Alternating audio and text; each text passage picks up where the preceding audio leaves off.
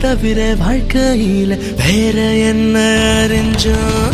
வெயிலோடு விளையாடு, வெயிலோடு உறவாடு, வெயிலோடு மல்லு கட்டி ஆட்டம் போட்டோமே.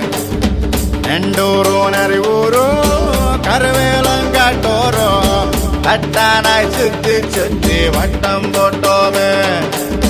பசி வந்தா குருவி முட்டை தண்ணி